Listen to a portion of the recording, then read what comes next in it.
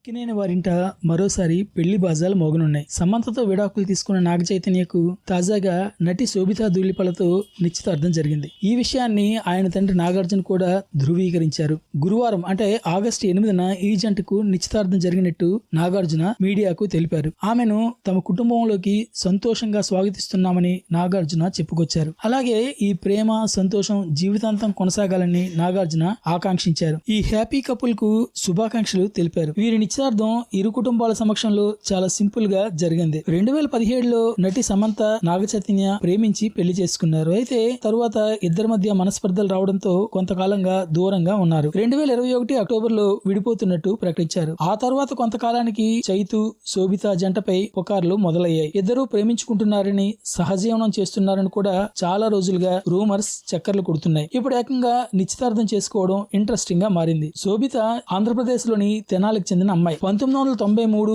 మే 31న వేణుగోపాలరావు శాంతారావు దంపతులకు శోభిత జన్మించారు. ఆమెది బ్రాహ్మణ కుటుంబం. శోభిత ధూళిపాల తండ్రి మర్చెంట్ నేవీలో ఇంజనీర్ గా పనిచేసేవారు. తల్లి గవర్నమెంట్ టీచర్. వైజాగ్ లోని little angels school, Visakha valley స్కూల్లో తన చదువు పూర్తి చేశారు. ఆ తర్వాత తండ్రి ఉద్యోగరీత్యా ముంబైకి మారారు. ముంబై యూనివర్సిటీ హెచ్ఆర్ కాలేజీలో కామర్స్ అండ్ ఎకనామిక్స్ పూర్తి చేసింది శోభిత. 2013లో Femina Miss India title winner గా నిలిచిన ఈ ముద్దుగుమ్మ ఆ తరువాత 2016లో రామన్ రాఘవన్ అనే తమిళ సినిమా ద్వారా ఇండస్ట్రీలోకి ఎంట్రీ ఇచ్చింది. ఆ తరువాత పలు తెలుగు, హిందీ, మలయాళ చిత్రాల్లోనూ తన నటనతో ప్రేక్షకుల్ని ఆకట్టుకుంది. ముఖ్యంగా పొన్నియిన్ సెల్వన్, మేజర్ సినిమాల్లో సూపర్ పెర్ఫార్మెన్స్ తో విమర్శకుల ప్రశంసలు సైతం అందుకుంది శోభిత. హాలీవుడ్ లోనూ ఇటీవలే ఆమె అడుగుపెట్టింది. సంప్రదాయ నృత్యాలైన భరతనాట్యం, కూచిపూడిలో కూడా శోభిత శిక్షణ తీసుకున్నారు.